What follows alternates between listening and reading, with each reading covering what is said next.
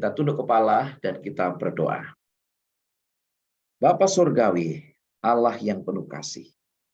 Bila mana kami akan mendengar akan sabda firman-Mu, urapi kami dengan kuasa Roh Kudus-Mu, sehingga Roh Kudus Tuhanlah yang akan membentuk kami, yang akan mengubah kami, bahkan seterusnya sampai selama-lamanya akan menuntun kehidupan kami.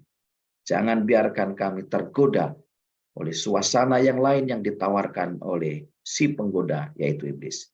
Dan biarlah kami akan fokus kepada firman-Mu, firman kebenaran, sumber mata air dari surga. Dalam nama Yesus kami berdoa. Amin.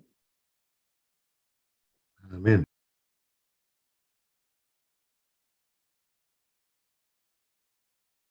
Baik Bapak Ibu yang dikasih Tuhan, inilah judul yang saya ambil pada pagi hari ini. Ya, satu judul yang saya beri judul dengan aman di tangan Sang Gembala. Tentu kita bisa memperkirakan kira-kira pelajaran dari mana ini, karena berbicara tentang gembala tidak jauh dari Gembala Agung kita. Aman di tangan Sang Gembala. Saya mulai dari kisah tentang penerjun tim keindahan terjun payung dari seorang bernama Debbie William. Tepatnya di hari Jumat tanggal 17 April 1987. Jadi ada seorang penerjun bernama Debbie William. Sebenarnya dia tidak sendirian, karena ini ada kelompoknya, ada timnya. Mereka ini adalah penerjun serasi atau penerjun indah di udara. Biasanya membuat formasi-formasi, kemudian akan dinilai, dan ya kalau bagus mendapatkan juara tentunya kan. Nah, satu ketika mereka sudah bersiap, akhirnya kelompok ini terjun dari pesawat yang membawanya di atas kurang lebih 12.000 kaki. Lalu meluncurlah beberapa orang nih, termasuk salah satunya bernama Debbie William. Dan di sana juga ada instrukturnya. Tentu saja ada instrukturnya di antara para penerjun-penerjun ini. Nah, beberapa waktu sudah ada ketentuan bahwa sudah diaturlah tentunya sama tim itu nanti menit keberapa, karena sudah diperkirakan 12.000 kaki itu sampai ke tanah nanti kira-kira menit keberapa akan dilepaskanlah yang namanya payungnya itu. Tetapi yang menarik saudara sekalian, tiba-tiba waktu parasutnya ini harusnya sudah dilepaskan, beberapa sudah dilepaskan, si Debbie ini seperti kesulitan untuk melepaskan parasutnya. Akhirnya ia panik, dan karena yang lainnya sudah dilepaskan dan dia belum melepaskan, tiba-tiba dia nubruk beberapa, ada satu yang ditubruknya dan kenalah kepalanya, dan dia terus meluncur. Lalu instrukturnya yang bernama Bapak Gregory Robertson ini melihat ada apa yang terjadi dengan salah satu penerjunnya. Kemudian karena ia pastikan bahwa si instruktur ini pastikan yang terakhir untuk membuka parasutnya kalau terjadi apa-apa. Dan betul pada waktu lihat bahwa ada seseorang penerjun yang terjun bebas karena tidak bisa membuka parasutnya. Dan dilihat bahwa penerjun ini tidak berbuat apa-apa. Dan dia terus meluncur. Akhirnya dengan kecepatan yang sangat tinggi, dengan teknik meluncur ke bawah, dengan menutup membungkukkan badannya begitu, instruktur namanya Bapak Gregory Robertson tadi terus meluncur mendekati akan Ibu Debbie William ini, ada saudari Debbie William ini. Singkat cerita, sampailah mendekat instruktur ini kepada Debbie William, dan akhirnya dia tabrakkan tubuhnya. Rupanya si Debbie William ini sudah tidak bergerak karena ternyata ada benturan pada waktu di atas. Sementara mau membuka gagal, yang lainnya sudah terbuka, dia terbentur dan pingsan. Saudara bisa bayangkan, dia pingsan di udara. Tetapi bersyukur sang kapten, sang instruktur namanya Gregory Robertson tadi mampu mengejar akan Debbie William ini, dan akhirnya dia tabrakkan tubuhnya, dia sangkut badannya, dan dia bawa akhirnya, dan segera instruktur tadi melepaskan yang namanya parasutnya, dan 2 orang ini dengan keajaiban Tuhan terselamatkan, saudara. Dan kisah ini saudara bisa mungkin cek nanti di kisah-kisah yang ada di internet, akan muncul, saudara. Seorang Debbie William yang mengalami tubrukan di udara, dan ia terjun bebas karena setelah tubrukan itu dia tidak sadarkan diri. Saudara bisa bayangkan bagaimana seandainya tidak ada seorang instruktur yang bernama Gregory Robertson tadi yang menolong dia, yang pada akhirnya orang ini pun terselamatkan. Bapak Ibu yang dikasihi Tuhan, kisah tentang gembala. Kita akan berbicara tentang seorang yang tentang gembala, ya. Sekali lagi, kisah tentang gembala. Di dalam Mazmur pasal 23, kisah tentang gembala di Perjanjian Lama ini diungkapkan. Dan di dalam Perjanjian Baru, kisah tentang gembala juga diungkapkan atau ditulis di dalam Yohanes pasal yang ke-10. 2 kisah dengan satu oknum yang sama yang digambarkan tentang seorang gembala. Nah, gembala itu adalah Yesus. Yang di kedua kisah ini dengan satu narasi yang mungkin sedikit berbeda, tetapi dengan satu angle yang sama yang disebutkan sebagai Yesus sebagai gembala yang baik. Tentu saja kita sudah hafal, bahkan kalau saya pulang ke kampung saya di Poncol sana, ada ibu-ibu, ya, ada ibu-ibu, sebagian ibu-ibu yang sudah lansia pun mereka hafal ini Mazmur 23, tentu dengan bahasa Jawa, ya, karena di desa saya kan, karena di Magetan banyak menggunakan bahasa Jawa. Bahkan ada seorang ibu yang usianya sudah di atas 85 masih mengingat dengan baik Mazmur 23 ini dengan bahasa Jawa. Nah, pertanyaannya adalah mengapa Daud menuliskan Mazmur 23 ini? Ya, pertanyaan yang mungkin menarik untuk kita selidiki. Ya, tentu saja itu untuk membangun iman percaya kita kepada Allah. Tentu saja itu untuk mengingatkan kita akan siapa Dia. Ya, Allah kita ini, siapa Dia, ya. Saudara, kita tahu bahwa Dia adalah Allah yang tidak pernah berubah. Saudara, kita tahu bahwa Allah kita adalah Allah yang tidak dibuat, Allah yang tidak diciptakan. Kita tahu bahwa Allah kita juga Allah yang tidak dikendalikan. Karena ialah Allah yang mengendalikan.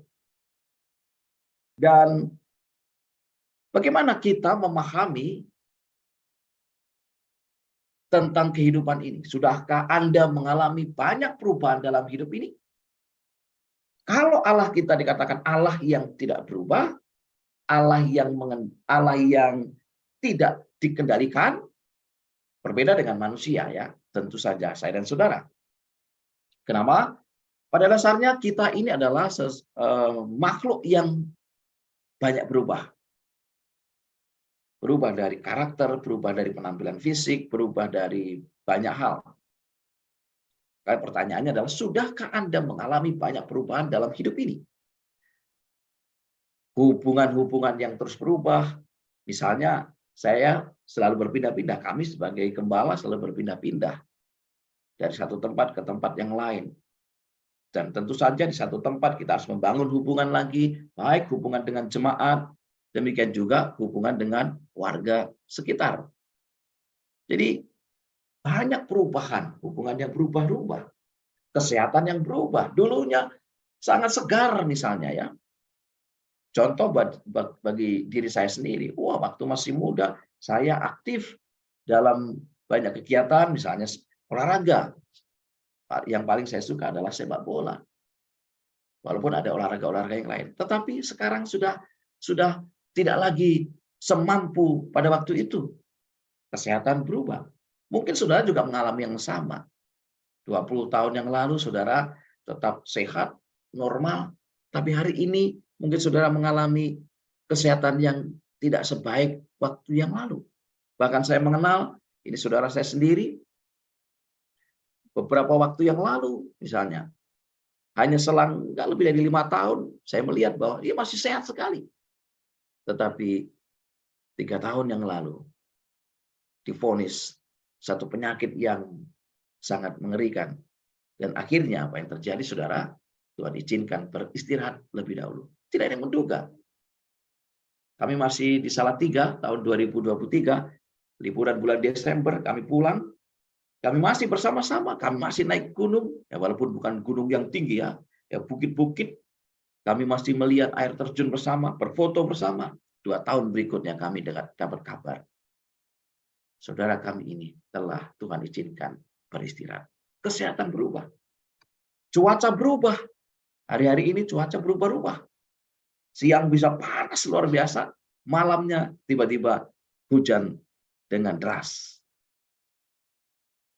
Lingkungan berubah dan banyak hal lagi yang berubah. Bahkan kehidupan juga berubah, saudara. Tetapi Allah kita, Allah yang tidak berubah. Ia tetap sama, baik kemarin, hari ini, dan besok. Kasihnya tetap sama, saudara. Kasihnya kepada orang Israel zaman dulu, kepada kita sama. Kasihnya kepada Abraham, Ishak, Yakub, Yusuf, dan seterusnya, tetap sama dengan kasih yang diberikan kepada kita. Inilah Allah kita. Rancangannya juga sama. Apa rancangannya, saudara? Alkitab mencatat bahwa rancangan Tuhan itu adalah rancangan damai sejahtera. Dari dulu sampai hari ini, rancangan Tuhan adalah rancangan damai sejahtera. Kalau ternyata kita merasa, ya misalnya kita merasa ya, kalau ternyata kita merasa bahwa kok Tuhan kok seperti ini ya memperlakukan hidup saya. Perasaan dulu saya diberkati, sukses dalam pekerjaan, sukses dalam keluarga, bahagia, kesehatan masih maksimal, sekarang seperti ini. Kemudian kita merasa bahwa, wah, ini Tuhan berubah nih. Tidak, saudara. Kita aja yang berubah. Kenapa? Tentu saja kita adalah manusia yang berdosa, yang memungkinkan untuk terjadi perubahan-perubahan, bahkan kehidupan kita. Tetapi rancangan Tuhan tetap sama, tidak berubah. Kuasanya juga sama, tidak berubah, saudara. Dan kita membutuhkan Allah yang tidak pernah berubah seperti ini. Kita membutuhkan Allah yang tidak berubah. Saudara, kita juga melihat bahwa Allah kita tidak dibuat. Ya, Allah kita tidak dibuat atau tidak diciptakan. Tidak ada yang meniupkan nafas hidup kepada Allah. Kalau kita jelas-jelas asal mula kita hanya 2 saja komponennya. Apa itu? Debu tanah dan nafas hidup. Kalau tidak ada nafas kehidupan dari Tuhan, kita hanya debu tanah. Tetapi tidak ada yang menghembuskan nafas ini kepada Allah. Ya, tidak ada yang menggerakkannya. Tidak ada yang membuatnya. Karena memang ia tidak diciptakan. Tidak ada karya yang menjadikannya. Tidak ada. Karena ialah Sang Pencipta kita. Meski Dia menciptakan, namun Allah tidak pernah diciptakan. Meski Dia membuat, namun Dia tidak pernah dibuat. Meski Dia membentuk, namun Dia tidak pernah dibentuk, saudara. Kita membutuhkan gembala yang tidak dibuat. Kalau di atas tadi kita kan, kita membutuhkan gembala yang tidak berubah. Dalam kuasa, dalam kasih, dalam rancangan, dalam segala sesuatu. Kita membutuhkan gembala yang tidak berubah, dan sekarang kita membutuhkan gembala yang tidak dibuat. Nah, bagaimana dengan selanjutnya? Allah kita, Allah yang tidak dikendalikan. Apa maksudnya? Apakah Dia takut gempa bumi? Wah, kita baru gempa yang kecil aja kita mungkin sudah, ayo, panik sudah. Saya pernah merasakan satu gempa yang sangat besar waktu itu, waktu saya melayani di Jemaat Asem Bagus di Situbondo. Padahal setelah itu saya cari informasi kekuatannya hanya sekitar 5 skala Richter. Tapi sudah luar biasa. Mimbar gereja itu goyang, lampu itu sudah sana kemari ya, karena lampu gantung ya, bukan lampu yang ditempel. Waktu itu malam-malam, saudara. Dan kita banyak orang lari-lari keluar. Saya juga mengalami ketakutan waktu itu ya. Tetapi dikatakan, apakah Tuhan kita, Allah kita takut dengan gempa bumi? Apakah dia gemetar melihat angin topan?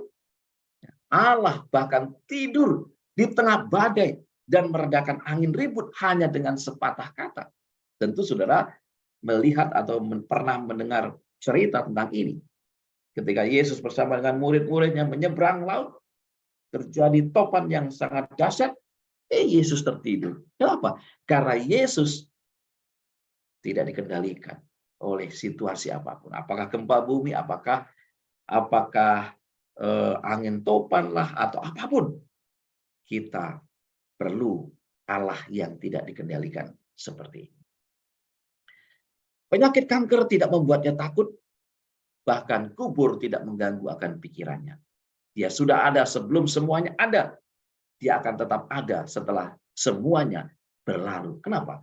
Karena ia memang kekal, Bapak Ibu. Para penasihat bisa memberi Anda penghiburan di tengah badai. Namun Anda butuh Allah yang bisa meredakan badai. Mungkin pada waktu kita ketakutan, datang orang, sabar ya, tenang ya, jangan stres ya. Lalu mungkin ada dihibur dengan yang lainnya. Karena apa? Karena ketakutan kita. Tetapi Allah kita, Allah yang, ya kalau cuma badai mau, sedangkan badai aja dia tertidur, saudara. Saudara bisa bayangkan murid-murid sudah panik. Dia sudah berusaha untuk supaya tidak tenggelam. Air dibuang, yang masuk ini selalu harus dikeluarkan, barang-barang dibuang. Tapi Allah kita ini tidur. Kenapa? Karena ia nggak takut dengan yang namanya badai itu. Dia tidak dikendalikan oleh siapapun, saudara sekalian. Mungkin teman-teman bisa menggenggam tangan Anda di atas tempat tidur kematian, namun Anda membutuhkan Allah yang telah mengalahkan kuasa maut. Beberapa waktu yang lalu ada anggota jemaat kami yang telah mengalami situasi kritis. Waktu saya dihubungi, Pak Pendeta, tolong doakan Papa, sudah kritis di ICU. Malam-malam sekitar jam 8:30, karena memang beritanya pas Rabu malam gitu. Lalu oke, Ibu sebentar saya akan ke sana. Jadi habis Rabu malam kami langsung meluncur ke rumah sakit dan kami melihat, sebenarnya saya tidak diizinkan masuk, tapi karena saya katakan saya akan berdoa kepada orang tua ini yang sudah kritis ini di ICU. Kemudian saya diizinkan masuk, tapi untuk ke ICU-nya sendiri hanya saya sendiri yang diizinkan. Anaknya tidak, istri saya pun juga tidak. Lalu saya doakan, karena saya melihat bagaimana dia sudah mulai dek gitu ya.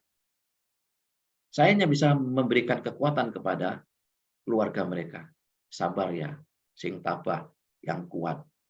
Kelihatannya seperti ini. Anaknya adalah seorang dokter juga yang bertugas di Cirebon. Dan anaknya sudah mengatakan, kami sudah pasrah, Pak Pendeta. Ya, tapi kita punya Tuhan yang sangat luar biasa. Kita lihat apa yang akan Tuhan perbuat untuk orang tua kita. Saya tidak menyangka bahwa anaknya pun sudah pasrah karena melihat bagaimana papanya itu yang berjuang.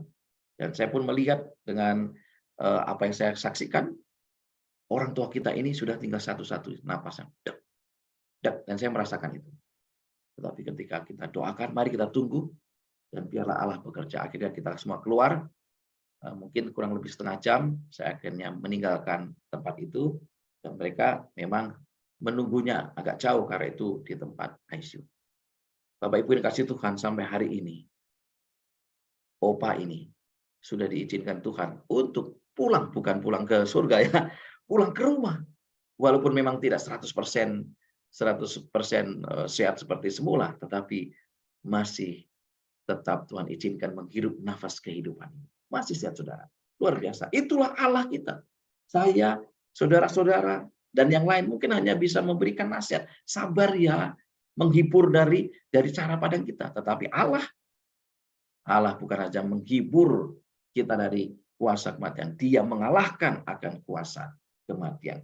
Ada 100 miliar bintang di dalam galaksi kita. Dan 100 miliar galaksi di jagat raya ini. Allah yang mengendalikan itu semuanya. Itulah Allah Daud. Itulah gembala Daud. Dan itulah gembala kita. Saudara-saudara yang dikasihi Tuhan, Mazmur 23 ayat 1 mengatakan, Mazmur Daud, Tuhan adalah gembalaku, takkan kekurangan aku. Takkan kekurangan aku mengindikasikan bahwa Daud sedang membicarakan Tuhan sebagai pemelihara yang hebat. Sebagai contoh, Tuhan memelihara Nuh dan keluarganya dengan bahteranya. Tuhan juga memelihara Lot dan keluarganya dengan malaikat penuntunnya. Tuhan memelihara Musa dan orang Israel di Mesir dengan 10 tulah yang dahsyat, dengan satu tempat atau satu tanah yang khusus yang disebut dengan tanah Goshennya. Tuhan yang memelihara Nabi Elia dengan burung gagaknya. Jadi ketika Daud melukiskan gambaran tentang bapaknya, tentang gembalanya, dia katakan, takkan kekurangan aku. Daud telah menemukan kepuasan di dalam Tuhan. Dan ketika kepuasan itu muncul, maka lawan katanya ketidakpuasan hilang. Bahkan dia mengatakan apa yang kumiliki di dalam Allah jauh lebih besar daripada apapun yang tidak kumiliki di dalam hidup. Lalu dia katakan juga, dia membarikan aku di padang yang berumput hijau. Agar domba bisa tidur lelap, semua harus tetap tenang. Saudara, ini salah satu karakter daripada domba. Jadi domba itu, dia akan tidur kalau semuanya sudah tenang, sudah kenyang, sudah nyaman, baru bisa tidur. Ya, tidak ada pemangsa, dia bisa tidur. Tidak ada ketegangan di antara kawanan domba karena rebutan makanan, dia bisa tidur. Tidak ada serangga di udara, tidak ada rasa lapar dalam perutnya, baru domba ini tidur. Dan itu adalah tugas daripada gembala, makanya dibawalah ke rumput yang hijau. Nah, kalau masih ada domba berdiri begini, itu tandanya domba ini masih lapar, masih merasa terganggu, masih belum nyaman, saudara. Domba ini akan merasa nyaman, akan merasa tenang, akan merasakan kenyang, kemudian dia akan tertidur. Dan itulah yang dirasakan oleh Raja Daud. Mengalami kenyamanan di bawah bimbingan dari sang gembala. Ia juga mengatakan, ia membimbing aku ke air yang tenang. Dia membimbing aku berarti Allah tidak berjalan di belakang saya sambil berteriak, jalan. Oh, enggak. Namanya membimbing, dia berada di depan, saudara. Dia berjalan di depan, membersihkan jalan, memotongi rumput liar, menunjukkan jalannya. Tepat sebelum jalan menikung barangkali ya, kalau misalnya dia akan berkata, belok, di sini ada lubang, di sini ada jurang. Itulah namanya membimbing, dan dia berjalan di depan. Sebelum jalan menanjak, dia akan memberi isyarat, melangkah naik ya, ke sini ya, ke sini ya. Itulah Bapa kita, penuntun kita luar biasa. Begitu sampai di jalan berbatu, dia akan mengingatkan, hati-hati, jalan ini licin, jalan ini berbatu, hati-hati. Ia membimbing aku ke air yang tenang. Bahkan, saudara sekalian, masih banyak lagi dari Mazmur yang 23 itu. Ia menyegarkan jiwaku. Ia menuntun aku di jalan yang benar. Dan ini bisa menjadi satu judul-judul khotbah masing-masing ini, saudara. Penggalan kalimat ini ya. Sekalipun aku berjalan dalam lembah kekelaman, aku tidak takut bahaya, sebab engkau besertaku. Gadamu dan tongkatmu itulah yang menghibur aku. Engkau menyediakan hidangan bagiku di hadapan lawanku. Engkau mengurapi kepalaku dengan minyak. Pialaku penuh melimpah. Kebajikan dan kemurahan belaka akan mengikuti aku seumur hidupku. Aku akan diam di dalam rumah Tuhan sepanjang masa. Saudara, kalau Daud mau mengungkapkan ini semuanya, karena Daud merasakan Tuhan, gembala itu, yang dikatakan di Yohanes pasal 10 maupun Mazmur 23 tadi, Yesus seorang gembala yang baik. Betapa saudara menemukan hal-hal yang luar biasa. Saudara kalau mau teliti ini semuanya, ia menyegarkan jiwaku, ia menuntun aku di jalan benar. Ini adalah khotbah-khotbah yang luar biasa. Pengalaman-pengalaman yang luar biasa. Itulah gembala kita. Jika kita memiliki gembala, kita akan terus menerima kasih karunia atas dosa. Apa maksudnya? Saudara, kita diselamatkan ini karena kasih karunia, bukan atas usaha kita. Kita akan mendapatkan pimpinan ketika kita berada di persimpangan jalan. Jalan kita kemana ya? Kita lewat mana ya? Kita bingung barangkali. Tapi kalau kita punya gembala, kita akan aman karena Tuhan akan menolong kita. Kita akan punya cahaya lilin di setiap sudut kegelapan. Kita akan mempunyai sauh di setiap badai kehidupan. Sauh yang akan berdiri kokoh. Bapak Ibu yang dikasih Tuhan, kita memiliki segala sesuatu yang kita butuhkan. Ini adalah ilustrasi di stadion. Saya kebiasaan ya, kalau di satu tempat, hanya di Surabaya ini saya belum masuk, di satu tempat di mana saya melayani, biasanya saya masuk stadion yang bersejarah di kota itu. Misalnya, saya pelayanan di Solo, saya masuk Stadion Manahan Solo. Waktu dulu saya masih single di Jakarta, saya masuk Gelora Bung Tomo. Di Tangerang, saya masuk Stadion Benteng Tangerang. Ya. Di Semarang, Stadion Jatidiri. Dan biasanya saya akan menyempatkan, sebelum pindah, biasanya saya akan tahu stadion ini. Dan di stadion itu begitu banyak orang. Pernahkah saudara sama-sama satu kelompok tiba-tiba terpisah dan wah, mana temanku? Bingung kan? Orang puluhan ribu saudara di stadion itu.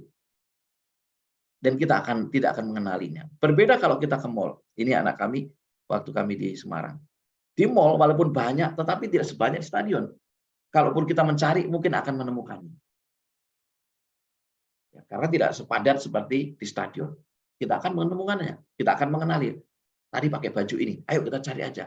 Kemungkinan untuk bertemu itu sangat memungkinkan. Tapi kalau di stadion, saudara, kecuali pakai alat komunikasi pun kadang-kadang bisa jadi nggak ketemu karena begitu banyak orang.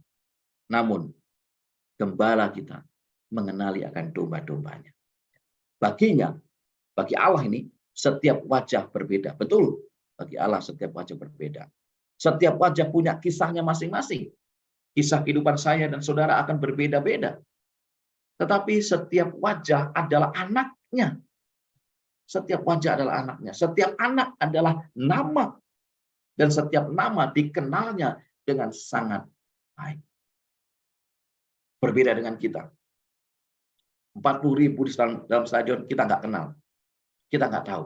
Tapi gembala agung kita tahu, saudara. Segala sesuatu yang penting bagi Anda adalah penting baginya. Karena bagi Allah, Anda adalah sesuatu yang penting. Seseorang yang penting. Jiwa yang penting. Apakah perkara besar ataupun perkara kecil. Bagi Tuhan, nilai kepentingan itu bukan sekedar, waduh, karena sakit yang parah. Sakit kanker lah, sakit apalah, tumor lah, sakit apa-apa yang parah-parah itu. Lalu kemudian Tuhan menaruh perhatian, tidak. Bahkan ketika kita sakit-sakit biasa, Tuhan pun tetap menaruh perhatian kepada kita. Karena di hadapan Tuhan tidak ada perkara besar ataupun perkara yang kecil. Yang ada adalah kasihnya, rancangannya, kuasanya, cintanya, karunia-Nya tetap sama kepada saya dan saudara. Dia tidak terlalu sibuk untuk Anda. Sekalipun dia harus menjaga keseimbangan gerak planet yang tadi dikatakan 100 miliar lebih. Dia tidak terlalu sibuk untuk mengawasi kerja presiden, raja di seluruh dunia ini. Dia tidak terlalu sibuk untuk ngurusin perang, kelaparan. Dia tetap peduli kepada saya dan saudara. Dia mengenal saya dan saudara sebagai pribadi, lepas pribadi dengan sangat baik. Ini renungan 2 hari kita ini. Saya ambil dari kutipannya. Inilah dia. Melayani seseorang yang sedang lapar dan haus akan kebenaran lebih menyenangkan baginya dari makan atau minum. Pada waktu Yesus ada di dunia ini. Bagi Yesus, tidak makan, tidak minum, tidak masalah. Yang penting, ia bisa melayani mereka yang lapar dan haus akan kebenaran. Itulah bentuk kasih Allah yang sangat luar biasa. Dan hari ini pun, kasih itu tetap sama. Bagi Allah, Anda dan saya adalah fokus utamanya. Allah adalah kasih.